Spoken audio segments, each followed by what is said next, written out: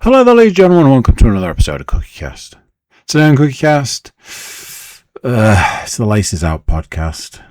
I know that sounds like I'm, dreading it, regretting it. No, it's just the last Laces Out podcast for the season. I can't believe it. It comes around so quick. Yes, that's right. Last weekend we had Super Bowl 60. Me and Paul here to talk about what happened. Give you the lowdown, the rundown, the desperately trying to think of some other phrase that has down in it. Nope. Me and Paul go through what happened in the game, our predictions for the game, any money that we may have made, and how we felt about it as a whole. We also talked about what delicious food we ate. Yeah. Before we get started, please do consider like, share, subscribe and comment. Leave a review where you can leave a review. I know it's the last one, but do share it around. If you share it around, then people will come back next season. You should come back next season as well. It's going to be a cracker. Right, let's get started. Here we go. This is CookieCast. Laces Out.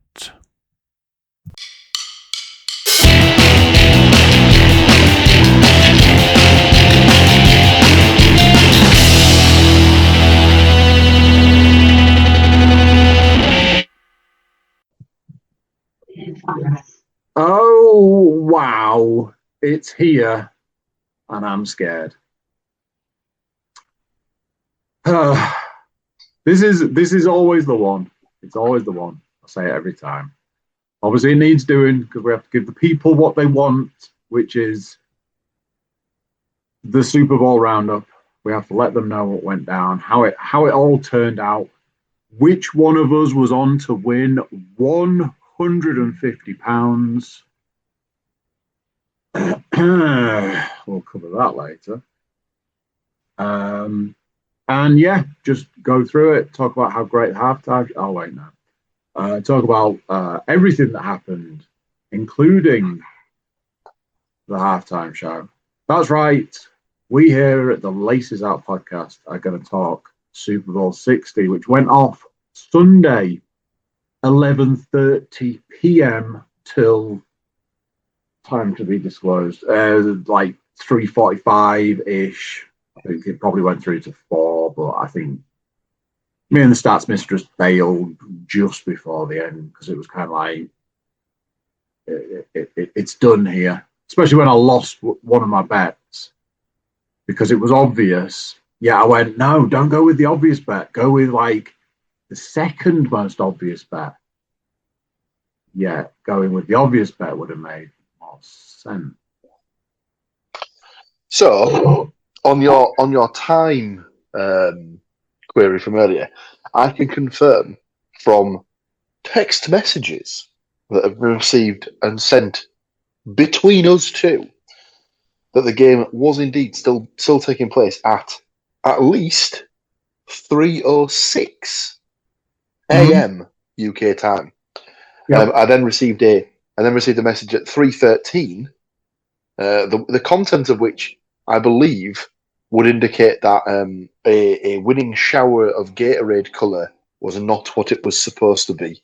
It wasn't what it was supposed to be because again, the number one option on the betting slip, I was like, it's not going to be that. It's never going to be that. Yep, I think we all know what happened there.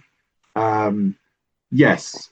But I one of the things I enjoyed about Saturday/Sunday was my phone is set to essentially turn itself off, and it does the sleep mode past 1 o'clock in the morning. So between 1 and 4, I'm sat there going, "Oh, I should probably check my phone." Swipe, do the thing to unlock it. Oh, Paul sent a message. Put it down. Wait a little while. Go. Oh, bollocks. Anyway, we'll get into it all. We've got plenty of time because spoilers, there's only one game to go through. There's no games to predict. There's no side bets, no side hustles, no side whatevers. We can talk about just how much money we did or didn't win, the quality of our meals, I somewhat over-egged the pudding on mine, and I think I'm still dealing with it now. Just carrying around like 5 pounds of dough, going, oh god, delicious at the time, but step on the scales the next day, like Jesus. Yeah.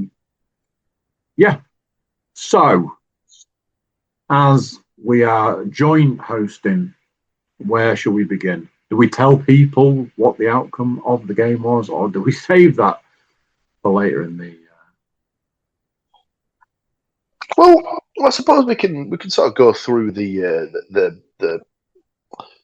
happenings of the game and cover the sort of the bets or the picks that we'd made last week.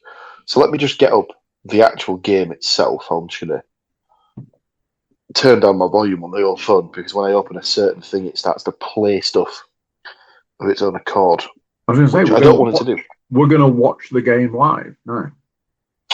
Absolutely, 100%. So, I think we should go through the fact that the game didn't see its first touchdown until the fourth quarter, which is obviously not a good look for the league as a whole. By that point, I was half expecting an 18-0 finish. I'm pretty sure one of the teams was probably getting shut out completely. Something that has been poetic, let's say, and I'll try and deliver this without spoiling anything. I am listening to a podcast that's hosted by a Patriots fan. Deep Patriots fan. However, I'm listening to episodes from 3 weeks ago. So they're talking about playoff games that are in play at that moment in time. And I'm like, wait until when they're talking about the Texans game and they're like, oh, this game's a bit of a weird one, isn't it? It's like, yeah, it's going to get worse. And talking about, if the Patriots can do this and do that and do the other, they might just make it all the way to the Super Bowl. And you're like, but it's some of the additional commentary that goes with it, like things like, I mean, I know people are saying that we've had an easy schedule this season, but, spoilers, that's going to come up when we go through the game because I think that plays a lot more into the Super Bowl than we probably thought throughout. But yes, no actual physical touchdown until the fourth quarter. Something that I don't think I mentioned to you at the time, but a late touchdown in the game had almost, in fact, I would say, not almost, I would say had zero reaction. So if you're thinking about the Super Bowl and a touchdown, bear in mind, as we've already said, we haven't spoiled anything yet. We've already said a Super Bowl starved of touchdowns, that a player scores a touchdown that wasn't taken back. It wasn't like, oh no, there's a flag on the play. None of that. A player scores a touchdown and the crowd went nowhere. That's probably a statement that says a lot more about the rest of the game. But anyway, is it time to pull the bandage? I think so. So like we said, the first touchdown wasn't scored until the fourth quarter. Of the combined 3 quarters prior, a total of 12 points was scored, all from the boot of Seattle Seahawks kicker Jason Myers. Now, to sort of flash forward a little bit, as we covered on the podcast last week, my tip for the last touchdown scorer was the Seattle Seahawks defense, and my reasoning for picking that was because I felt that in my head, the way that I saw the game going, was that the New England Patriots would find themselves in a bit of a hole, needing to come back from a large deficit, and Drake May would get careless with the ball. And I don't want to say that I absolutely nailed it, because as we'll see, that very much did not end up being the case. But, I was close. Mhm. I was so very, very close. So our first touchdown wasn't scored by Jackson Smith and Jigba, as I suggested.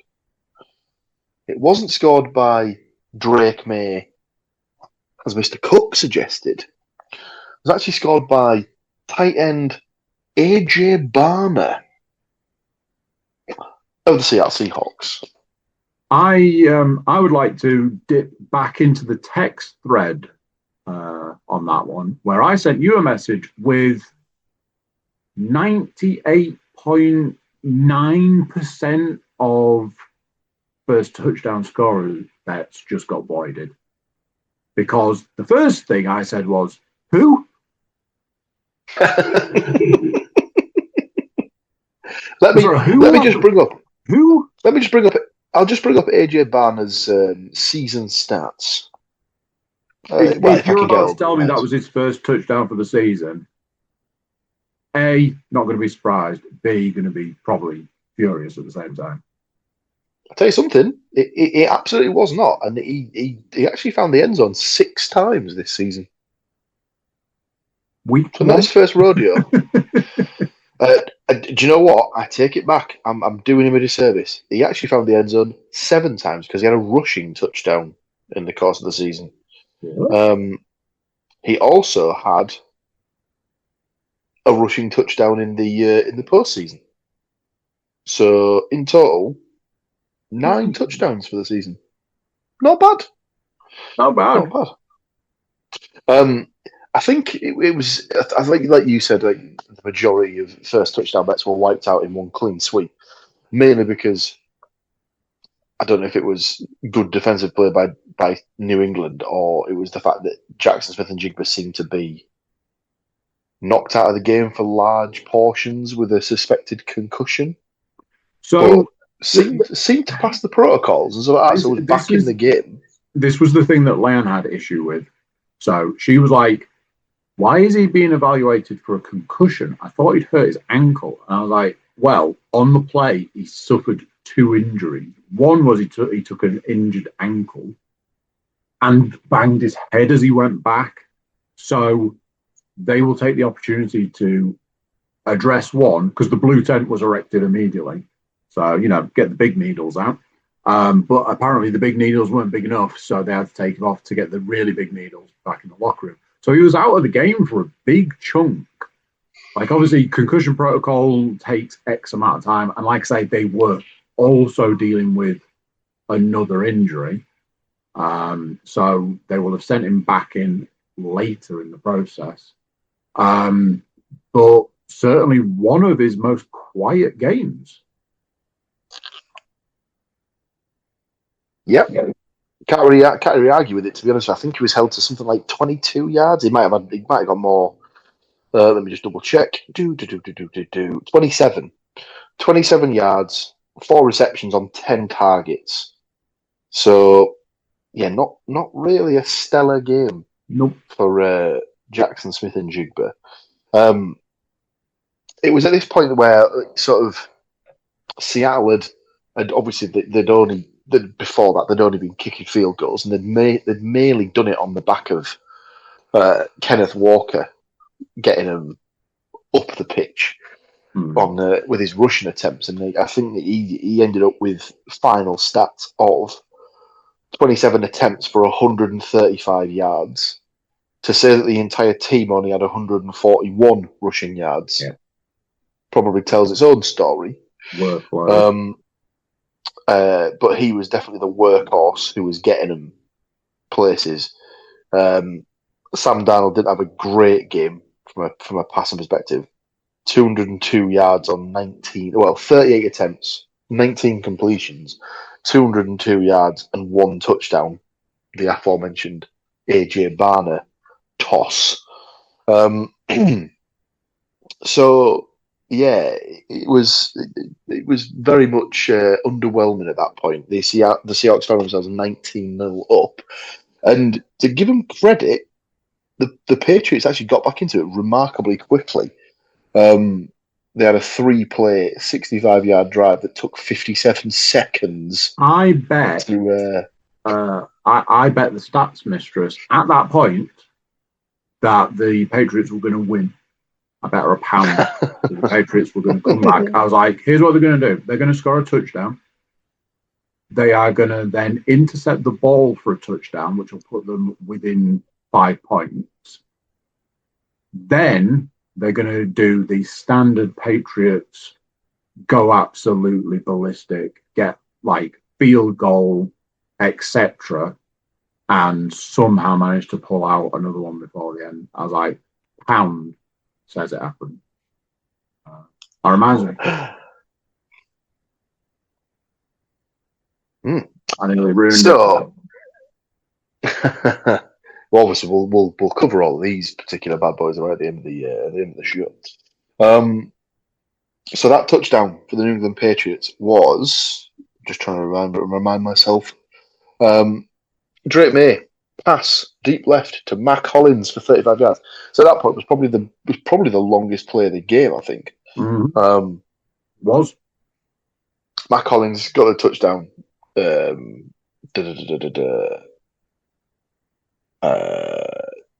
Keep the extra point. Yep. Got back to 19-7. From there, the Seahawks got another field goal, tack on an extra 3 points, and make it 22-7. And then this is where the final nail was put in the coffin, so to speak. Drake May dropped back to pass. It was, I think it looked as if it was behind the line of scrimmage. So at first, people thought it was going to go down as a sack, but it has gone down as an interception. Yeah. For Nwusu, who ran the ball back 45 yards for the Seattle defensive score. And at this point, I was just thinking, awesome. If that can just hold for the next 4 minutes or whatever it was that we had left in the game, I'll be very happy as I can, have my pick come in as the last touchdown scorer, and everyone can go happy. So 29-7, but they had to do it, didn't they? The filthy New England bastards, with the few minutes left in the game, had to go and throw another touchdown. A short pass, Drake May to Ramondre Stevenson, 7 yards out, got the touchdown, closed it to within. What are we talking at that point? It was 29-13. So closed it to within 15.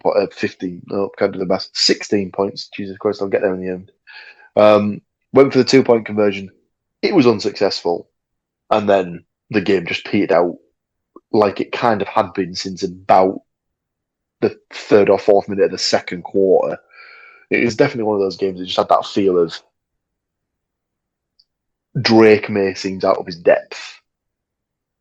The Seattle defense is,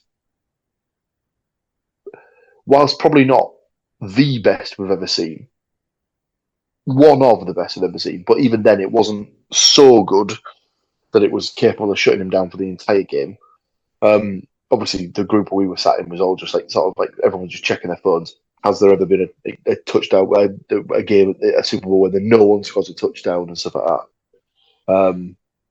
Obviously, that was not the case, and the trend continued as we've discovered. So, final score of the game was 29 Seattle, 13 to New England.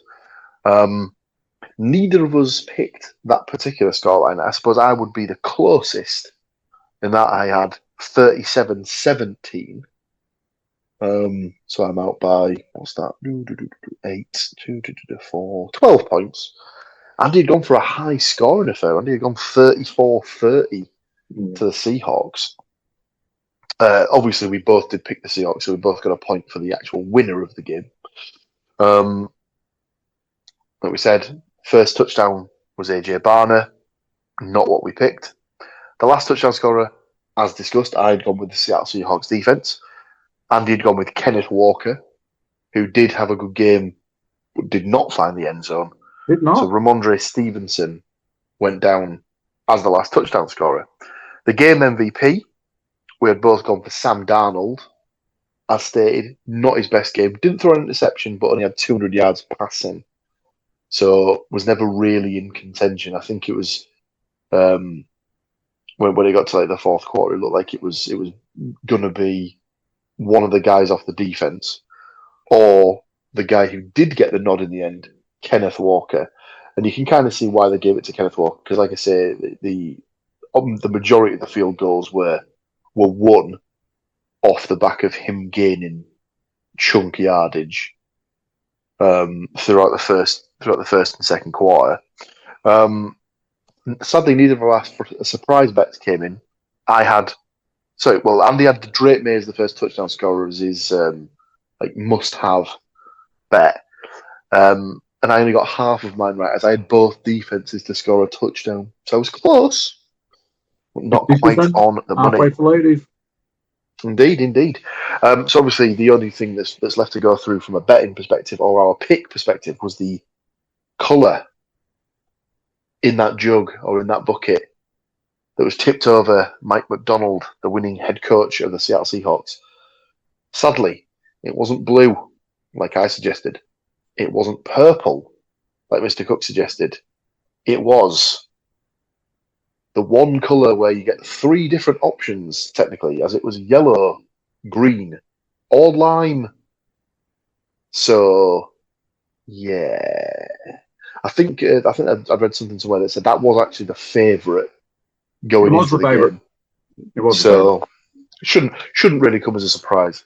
So just to tie up everything from a season-long perspective, we both got the game correct. We both picked the Seahawks, which meant that from 285 games predicted in total, Andy got a total of 183 of them correct. So that's pretty good. Just over 100 incorrect selections out of nearly 300. So you batted at 60-something percent. I'd say that's about, just under 66%, shall we say?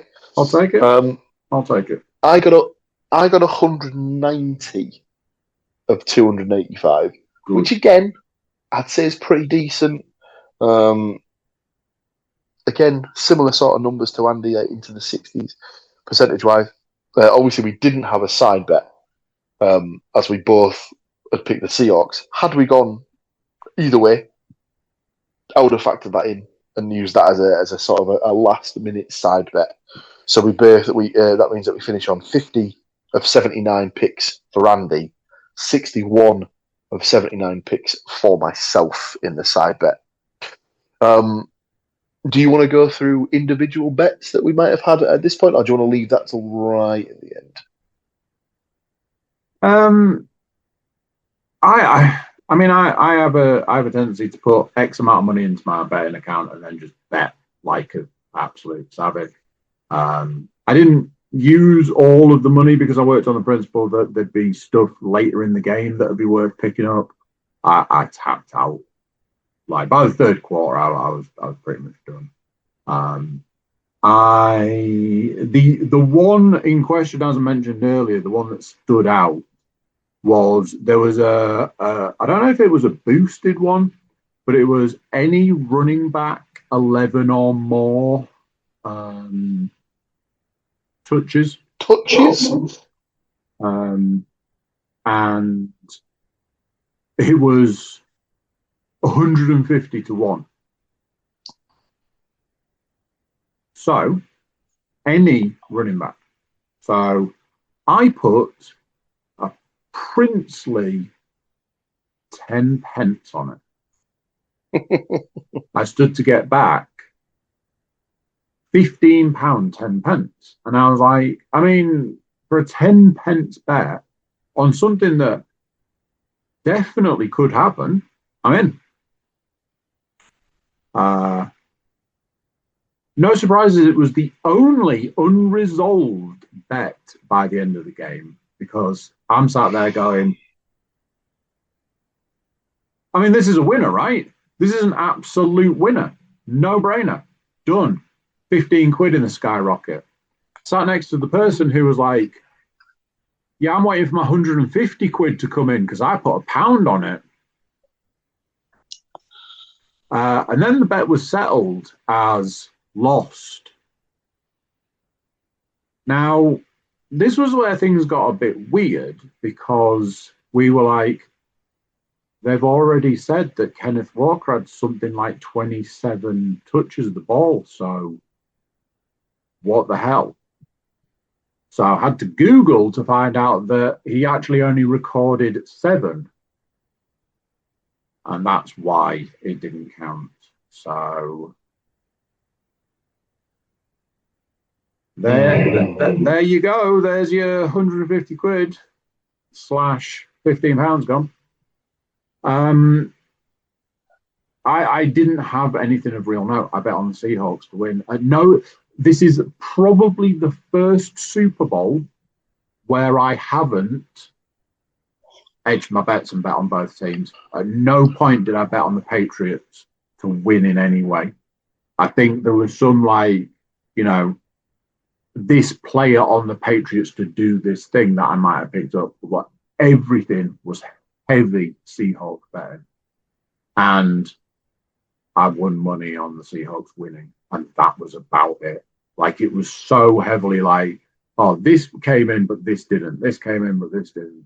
I went with purple for the Gatorade. That was kind of the way the entire thing went. I think I started with 7 quid and I ended up with like £3.50. I was like, oh, that's great. I guess. You must have had some big winners. I didn't have a single winner, so I'll do my biggest one last. Obviously, I had the double of the 2 defensive scores. So I got my Seattle defense, but I didn't get my New England defense. That would have net me 78 quid off £1. Very good. I had a couple of pounds on the Sky price boost to 11-1 of JSN, Kenneth Walker, and Hunter Henry all to score a touchdown. That didn't come in. Did not. And then my biggie was that I backed a double on first and last touchdown scorer. So I'd gone for the Seattle defense as the last touchdown scorer because of my tip that I'd given out on the podcast the previous week. Mm-hmm. And that we'd in discussions with one of the guys I was watching the game with, we were both very interested in a Cooper Kupp first touchdown, and then obviously when Jackson Smith and Jigba went down injured or had his injury thing when he was off the field for a little bit of time, we were thinking, well, I mean, even more reason to get the ball to Coop. So sadly, that didn't come in. But if it had, I'd have been sitting on a pricely £250. Oh, yes. So never mind. Sure. Never mind. So yeah, sadly no winners for me. Okay, so we've got some fantastic last stats of the season to go through. I believe there are some absolute whoppers. I will have to carefully negotiate my way around one of the stats because,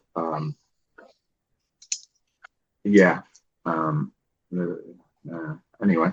And obviously we need to get into the real nitty gritty. I believe Mr. Williams has a hot take he'd like to discuss, one that I have already been privy to, and I am 100% behind. And then we need to get into what was on the menu and did it deliver. But before all of that, this whole system's going to pause momentarily because my glass is nearly empty. So don't go changing, and we'll be right back. And like that, we returned. It's almost like we didn't leave. I told a horrible lie and didn't even fill my drink. I've got some left. I'm just fly by the. Yeah, exactly. It's like just crack on. Just get on with it. Bring these people what they want. Don't delay. So we know how it all went. We know that Super Bowl 60 is in the books and the Seattle Seahawks won. When you're like, that was the outcome that I wanted, so why don't I feel good about it? I think we'll get into that a little bit more in a bit. Let's use the fine work that Stats Mistress has done for us to deliver the Super Bowl 60 stat. No credit. No credit where credit's due, unfortunately. So we will just have to deliver our credit to the Stats Mistress. She was on it. She was on it. Got it. Went out there, got the stats, came back, gutted them, prepared them, and delivered them. And here we go. Number one, the Seattle Seahawks are NFL champions for the 2025 season after earning their vengeance against the New England Patriots, 29-13. In a defensive showdown, neither team's offense scored a touchdown until two were scored on consecutive possessions to open the fourth quarter, and then only once more. Second stat, bear with me on this one. Ultimately, Seattle won because its dark side defense, the 2025 Seahawks, answer to the franchise's Legion of Boom defense of the decade prior was more overwhelming than the New England. That's the end of that sentence. The Seahawks sacked Patriots quarterback Drake May 6 times, 43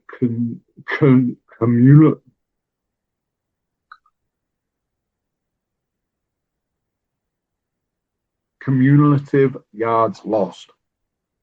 They forced 3 turnovers, led to two touchdowns and a field goal. And Seattle held them scoreless for 3 quarters and only allowed 13 total points in the blowout win defense. Some of those words didn't really fit in that stat. I feel like it could have done with a second pass. I think there were some words there that could have been changed for the dyslexics among us. Third, on offense, the Seahawks' biggest star was easily Kenneth Walker, their running back, who stood as the engine that drove Seattle's offense. Sam Darnold had a solid, mistake-free showing in Super Bowl 60. However, it was Walker who catalyzed Seattle's offense and provided it a path to victory against New England. The fourth-year tailback finished the game with 29 touches for 161 yards, his third highest total in a single game in his career.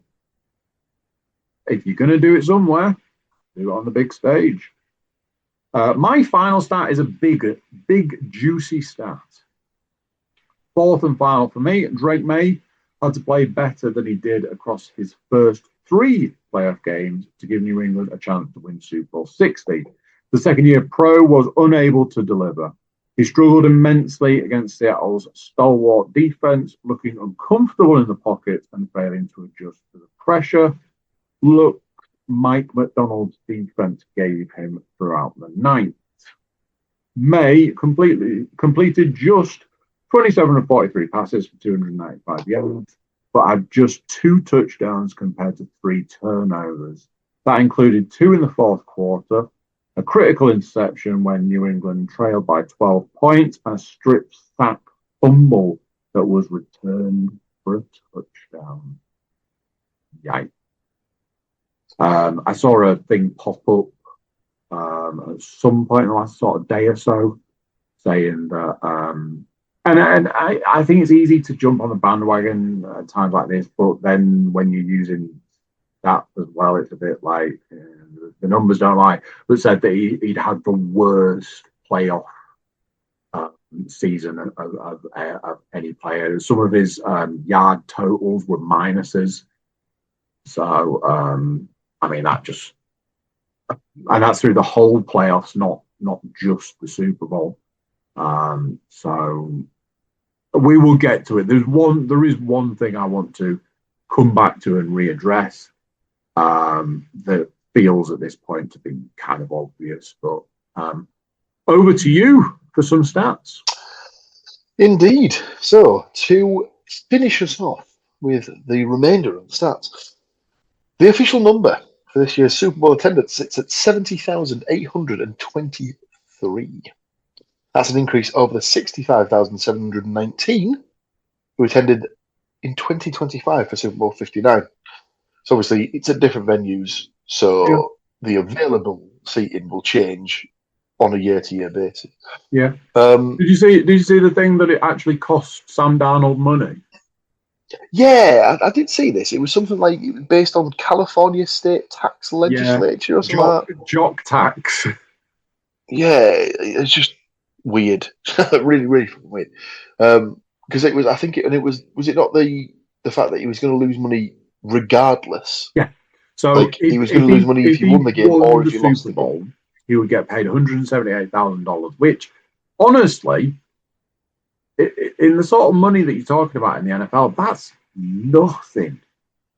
But it was going to cost him $229,000 for the 6 days he'd spent in California playing over the season.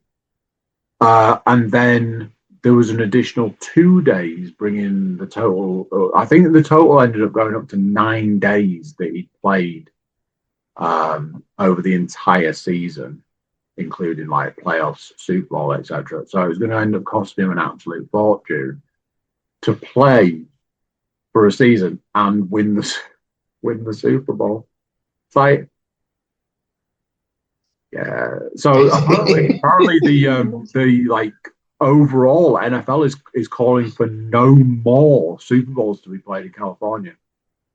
I mean, California state tax is so insanely, it's just bonkers anyway. That's why everybody's leaving the state and going to places like Texas and stuff. I do think it is crazy that like individual states get to set their own tax like levels and stuff like that, which is, yeah, just baffling. That's why I think that's probably one of the reasons why Louisiana's always been a fairly popular state for the Super Bowl. Yeah, because I don't think there's any tax legislature on in New Orleans, and Florida I think is the same. So that's why you tend to see quite a lot of Super. If you go back through the history, there's quite a lot of Super Bowls have been played in those two states. Running back Kenneth Walker III was named the most valuable player after rushing for over 130 yards and scoring important points for his team. Just to add to that, they actually covered it on the wrap up on the NFL Network that I watched once I got home from my walk from the pub. And he's the first running back since Terrell Davis. Was it 23 years or 28 years? 28, I believe, because it would have been Terrell Davis in the Super Bowl in 1999 or 1998, depending on when the years fell. But yeah, he's the first running back to win it since then. I mean, you could argue that a running back should have won it about 10 or 11 years earlier. But we won't discuss that goal line play because it will make me angry. Kicker Jason Myers made a Super Bowl record, tying 5 field goals. So had he have kicked an extra one, he would have been outright as the leader. Yeah. With the Super Bowl 60 victory, Mike McDonald, at 38, becomes the 3rd youngest NFL head coach to win a Lombardi trophy. He's also the 4th ever to win a Super Bowl before his 40th birthday. It's very cool. I would imagine that Sean McVay... I was just about to say, Sean McVay's got to be on that list. The other two I don't know. We'll have to do some digging around and find those out. If we can remember, we'll bring it back as our information for the first podcast of next season. Let's just say that. And finally, and quite pertinently, for this particular podcast, or where this podcast is based, British coach Aidan Durdy, or Durd, I don't actually know how that's pronounced, Dude, played a big role with the Seahawks defense, making him the first coach from outside the United States to be part of a Super Bowl winning coaching staff. He's not just any coach; he's the defensive coordinator, which is very cool because they were saying on a podcast I was listening to a couple of weeks back, where they think it could be the thing that sort of opens the door to him in a couple of years' time, potentially even getting a head coaching job. And if he does well with that, it might open the door for more overseas coaches to. But there's still time. I could still do a viable it. Option. Oh. Study that playbook, my friend. Study that playbook. That is it, stats-wise. I can't believe it. I can't believe it's all done and dusted. It always comes around quick. I was listening to an aforementioned podcast today about some NFL-related stuff, talking about, like, say, Patriots games and stuff. And saying that it's that weird thing of September seems a million years ago, but the start of the football season doesn't.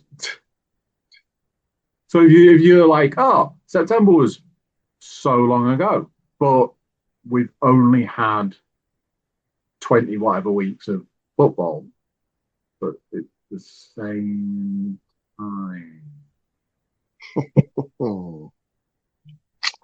So yeah, you have that sort of like weird time dilation of we've had all that football, and it was September when it started.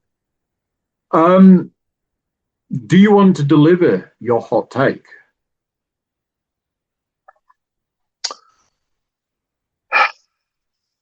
Yeah. So this came up as a point of discussion or a bone of contention, I suppose, that I pondered to Mr. Cook. And it was thusly: is the Super Bowl more often than not one of, if not potentially the, worst match of the season? So, the shortest answer for this is yes. And we could spend the next 4 hours going into the ins and outs of it. The other, the thing that I want to sort of tag on to this is what I was saying about how I was going to come back to something, and that is every sort of week in, week out, people were talking about how the Patriots had an easy schedule. Oh, they've had an easy schedule. Oh, they've only got as far as they have because they've had an easy schedule.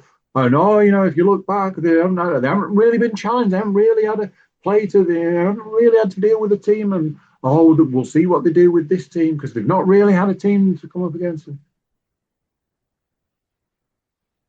If you make your way to the Super Bowl, whilst people are saying you've had an easy schedule, you've not really played a team that's challenged you, you're not really gone up against something that's really made you stop in your tracks, you've not really had to adjust X, Y, Z. All of this, we can talk about how great it is that a second-year quarterback made it to the Super Bowl. We can talk about how a team went from 4-13 to 13-4. You can talk about all of that, but if the product you are delivering to us on the biggest stage, biggest event, biggest whatever of the year is a team that did not look ready, did not look comfortable, and did not look able on one side of the ball, and a team that were so dominant on the other side of the ball, why did we sit through 20 plus weeks of a season? What was the point? What did it bring? And when you delivered your hot take, I sort of came back and I was like, when was the last great Super Bowl? When was the last Super Bowl where you were excited going into it, where you were on the edge of your seat at various points throughout it? It could have gone either way. Oh, this team could have won it, but right at the end, everything changed. Going back to a previously mentioned in the last few minutes game where it was won, it was done, it was over. One play was going to put that game to bed, and then it was completely turned on its head and went the other way. You've got that. If that's the game you delivered, you might not get the result you want, but you're going to remember it. You're going to remember every moment of sitting and waiting for that snap and going, this is it. This is it. Finally, they're going to do it and they're going to win. And everything's going to be great. What just happened? What the fuck? What am I watching right now? Is this real? Is this a real thing that's happening right now? Why would you make that decision? Why would you choose to? You're generating that versus, well, at least I can go to bed now. Versus, I said to you earlier, I was watching a video that showed a snippet of each halftime show ever. I think it started in 78. Halftime show, all the way through. Up to, funnily enough, 2016, I was like, we had some amazing halftime shows. Absolutely amazing. Some performances. There were bands that I was like, looking back now, that is nothing short of a miracle that you got that band to perform. It was when the Rolling Stones appeared, and I was like, imagine them trying to get the Stones now. No chance. So I was like, okay, cool. We hit 2016, and between 2016 and now, we've had one stellar performance, and that was the Snoop, Eminem, Dr. Dre one. Everything, the other 9 could have happily kept the thing. I was saying to you, the one that we've just had was rated as the most watched by ever, the most watched, and the worst one we've ever had. Just gonna put those two things there. That's the legacy of Super Bowl 60. The most watched, worst halftime show ever. Cool. What? I mean, I can see why they went with Bad Bunny, because obviously highest grossing Latin superstar. Yep. Obviously, at the time that they booked him, they didn't know he was going to win the Grammy, but I can only presume they had a good idea he was probably one of the favorites. Imagine somebody had given them the nod on that one. So I think the problem you've got is that certainly in America, the country seems so divided at the moment with everything that's going on that it was always going to be a risk to have an entirely, I was going to say Latin-based performance, but Latin is absolutely not the right language. An entirely Spanish-based performer doing the halftime show in Spanish. Yeah. I mean, I didn't mind. I didn't really watch it, to be honest with you. I was too busy sort of chatting with the people at the pub, and obviously some of us had used it as toilet break time and refreshing of drinks time. So didn't catch much of it. But we've discussed before that we're quite familiar with Bad Bunny, not from his music, but from the stuff that he's done with the wrestling. So I was more than happy to sort of like give him a chance and stuff based off the fact that I've seen him do stuff with the WWE before. So to me, it was perfectly fine, but not really my style of music in the first place anyway. So there was only ever so much that I was going to get out of that particular performance, as it was. So I wasn't really the target audience, I dare say. But it'll be interesting to see next year because they're back at SoFi next year, so they're back in California again, but they're in Los Angeles this time. So, do they go for the sort of the double down with the Snoop, Dr. Dre, all that sort of stuff? Do they try and do that again, or do they just try and sort of like throw as much money as they can and just get like? It feels like it's been a while since I've had like a rock band. Yeah. Like, and it's at this point where I don't know. Would you say that like a Foo Fighters is a big enough artist worldwide where they'd probably be the next one to go for? I don't know. I would say yes. I would say the NFL like to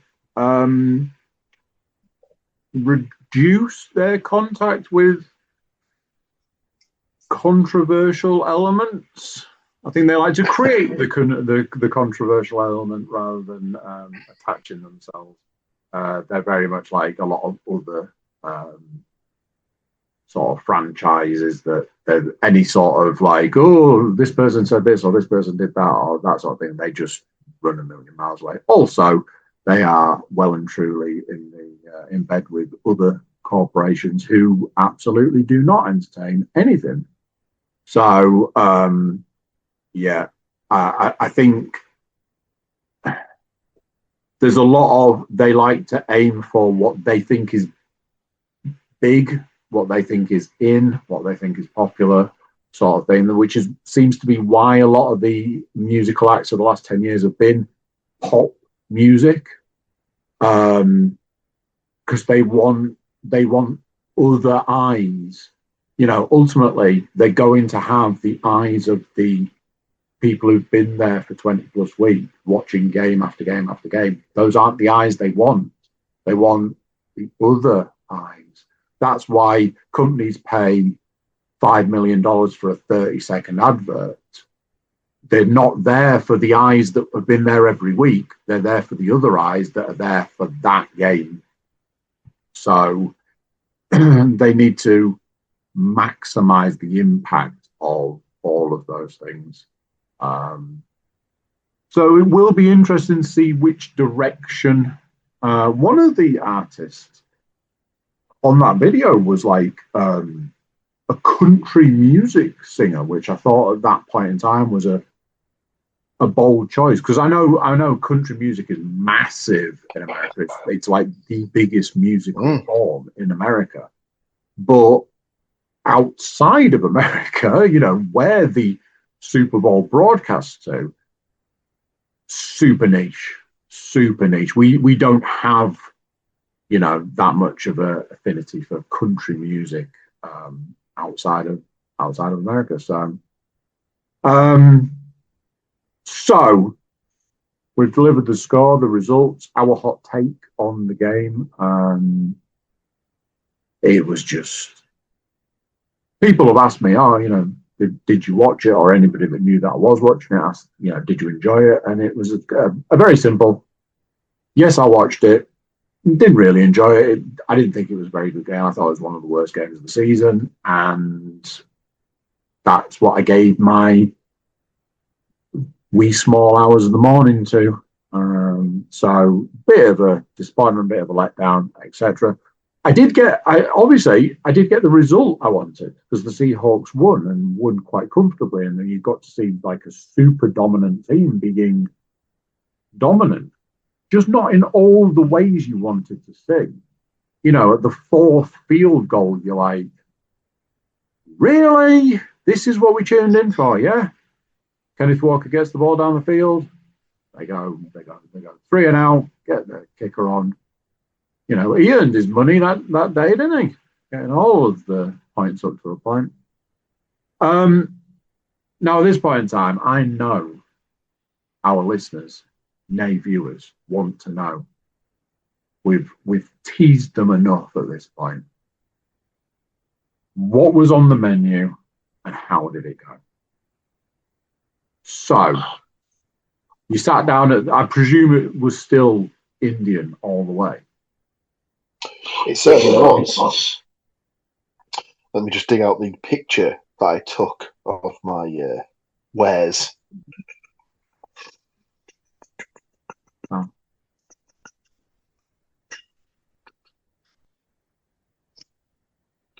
We'll ignore the text that I sent to my wife where I said I owe her a curry, but this was my offering. So we have the lamb Rajasthani. Mhm. That's a culture naan with a poppadom from the pickle tray that was left over, and that right there is my latest game changer when it comes to curry. That, my friend, is coconut rice. Oh, mwah. Yes, you are doing it right, my friend. And then Delightful. to finish off with, on the back of the menu, they were advertising liqueur coffees. So I had a Bailey's Yes, coffee. please. And whilst that does look like a very delicious brewed espresso, then topped with Bailey's, I can confirm that they did actually tell us that it was instant coffee. So it wasn't the best coffee, but it altogether tasted fine, tasted lovely. And obviously, Sometimes, yeah, sometimes an instant coffee is actually needed, especially if you're doing like the foam. Instant coffee is required for a good foam. Um, yes, I spent far too long trying to perfect the coffee foam, um, which is a great that was talent. my so that was my meal. How did your meal go? I don't know if I said this. I don't know if I said this on air. Um, slight, slightly. I have a tendency to sort of accidentally slip when I'm adding certain ingredients. And oh no, I've added that. So now I'm going to have to add more ingredients.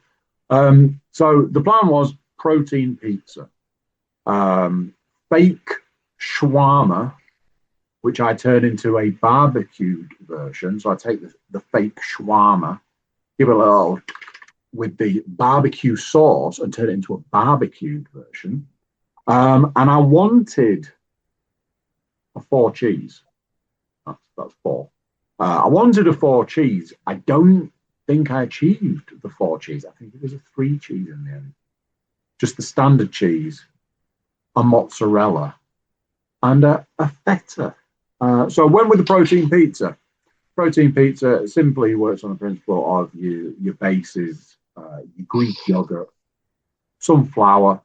I like to go under on the flour and add parmesan to the base, give it that cheesy kind of base.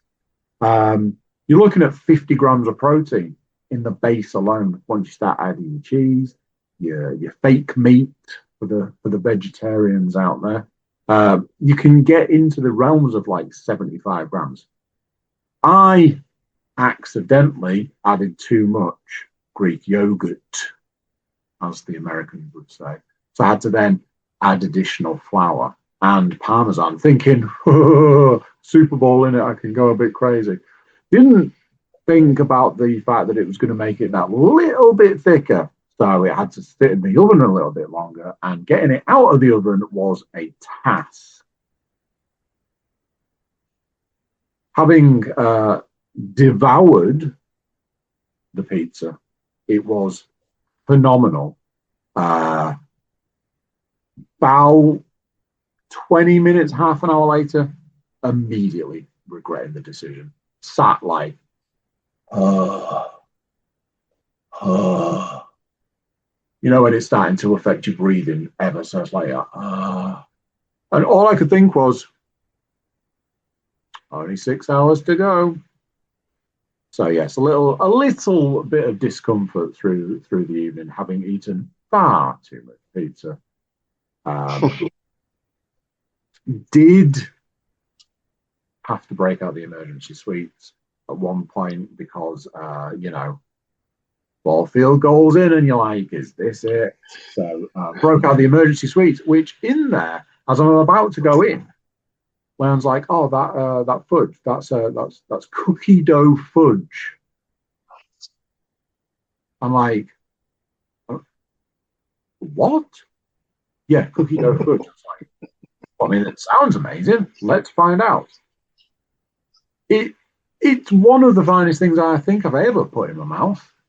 And yeah, I think about it most minutes of every day since. So yeah, emergency suites were broken out.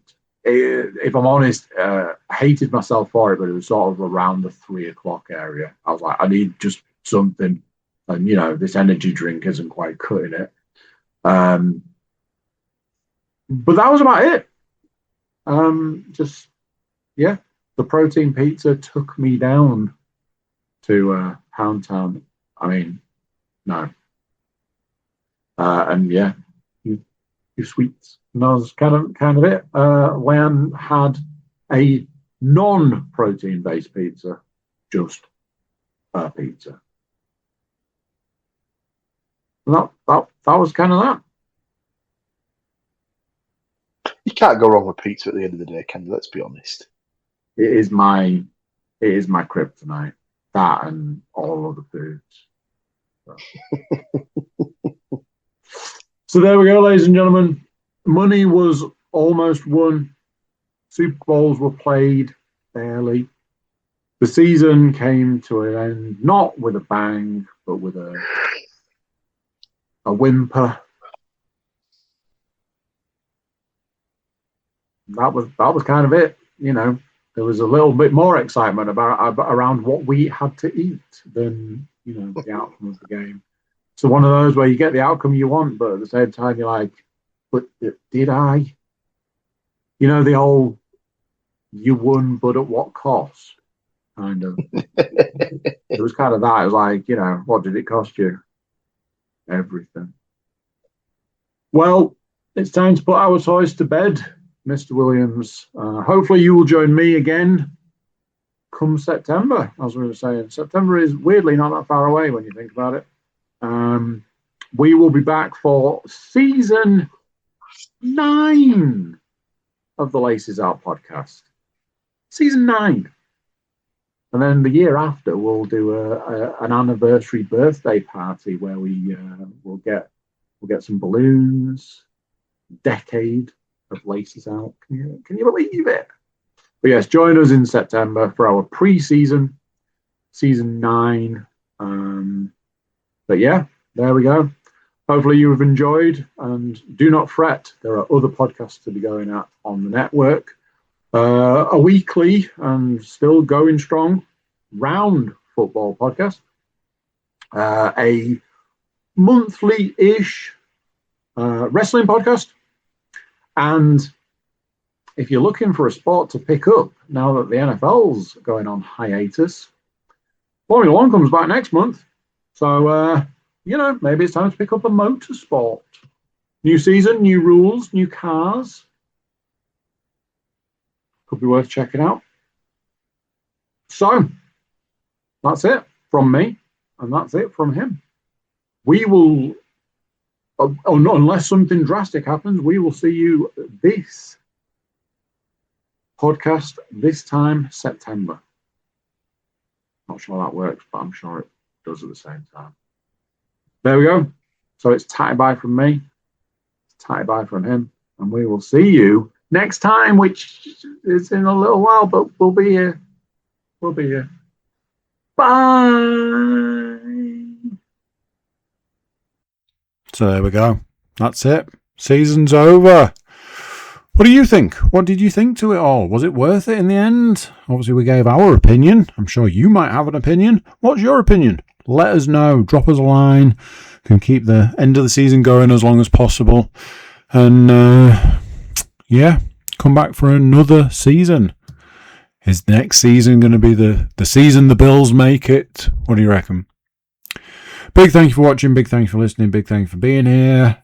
Before you leave us, do consider like, share, subscribe, and comment. Leave a review where you can leave a review. Check out the website, thecookiecast.com. There we have social media links and an email button, and that way you can get in touch with us. That is it for this one. Till next time, which for this podcast will be next season. But there are other podcasts. You should check them out. But until then, I'm going to say bye, and I'll see you then. Thank you for listening to CookieCast. Please make sure to like, share and subscribe.